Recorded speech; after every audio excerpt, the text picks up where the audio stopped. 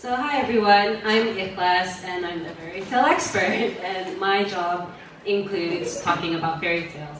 And the fairy tale I'm going to be talking about today is called Bawang Putih Bawang Merah. The titular characters are half-sisters. So Bawang Putih and her mother Mak Kundur are the evil characters in the story. And then we've got Bawang Merah and her lovely mother, Mak Labu. So the story starts off with, Bawang Putih and her mother hates Bawang Merah and her mother, and they do everything they can to make their lives miserable. Bawang Merah is in charge of the chores, they do all the work. Still, it's not enough. And Mak Kundur gets into a fight with Mak Labu and kills her. And Mak Labu is like, okay, now I need to come back and save my daughter. So she's reincarnated as a fish to help Bawang Merah with her chores. But then it's found out by Mak Kundur again, and Mak Kundur catches her and then cooks her, and then serves her to Bawang Merah for Bawang Merah to eat. Bawang Merah eats her, and then her mother comes back in a dream and tells her, okay, Bawang Merah, you need to bury my bones under a tree, and then sit on the swing that's on the tree, and then sing a song. And then she does that, and the prince hears her singing and falls in love with her. And then they marry, and they live happily ever after. So that's Bawang Putih Bawang Merah for you. And it's a very famous story, and something that I've always thought was really interesting is that is the title, because as I'm telling the story, I realized the story is not really about the two daughters, it's about the mothers, Mak Labu and Mak Kundur, and it got me thinking about their relationship to each other. As I said in the beginning, the two daughters are half-sisters, which makes the mothers wives in the polygamous relationship, and not just any polygamous relationship, they're in an unhappy polygamous relationship. So I start wondering, okay, so what's there, to talk about more about this story? And so I wanted to look more into Mak Kundur and, what drove her villainy. Why did she kill and force the daughter to cannibalize her own mother?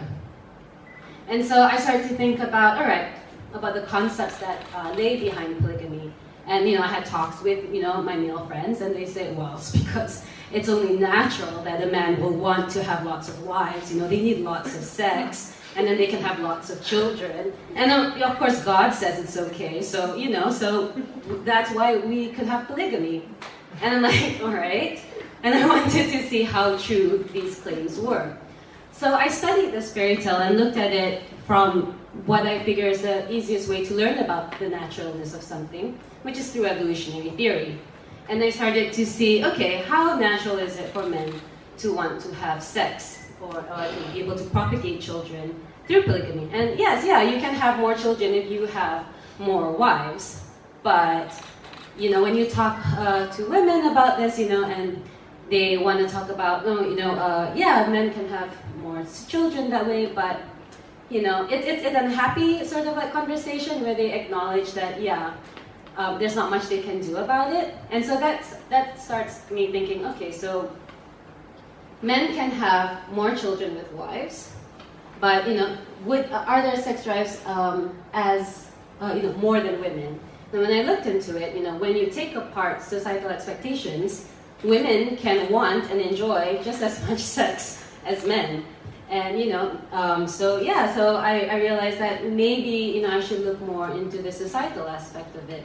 And then true enough, Bawang Putih Bawang Merah has elements from the religions that that have told the story, which is Islam, where polygamy is condoned, and Hinduism, where you see the reincarnation of the fish, and that's also condoned in the religion.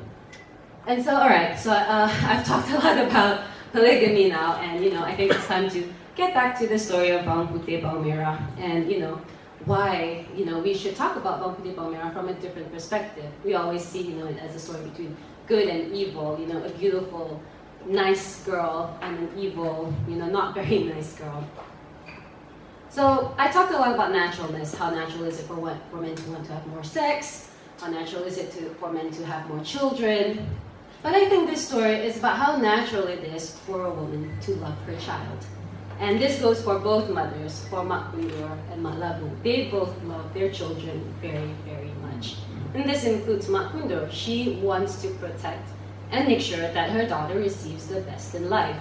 And it's a bit difficult to do that when your daughter is competing against a half-daughter who is prettier, who is more talented, and when she starts singing, princes fall at her feet and ask to marry her. So what chance does this girl have?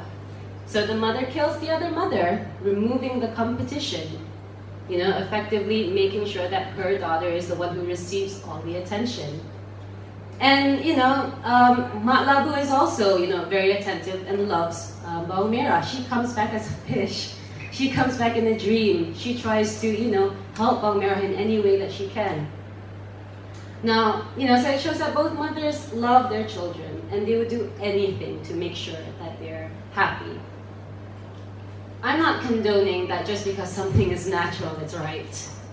No way am I saying killing someone because you want to advance, the goodwill of your children is a good thing. I'm not saying it's a good thing to cannibalize, to force another person to cannibalize their own mother. But I think what's important here is that we take a step back and re-look at the villains that we've painted and sort of like see the stories behind them, the motivations. And in Mak Kunder's case, she's concerned about her daughter's future, Bawang Putih, and she would do anything for her daughter. And this lends some depth to her character. She's no longer just, a straightforward villain that we must all hate. She also seems to represent, an aspect of polygamy that, women don't necessarily talk about, which is, maybe it's not the best thing ever for women. And so I'll leave you with a parting thought, which is that, so in Islam, a man can have up to 4 wives. There can only be one favorite.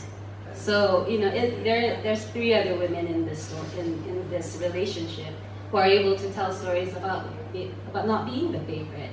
And maybe this is one of the stories. So thank you.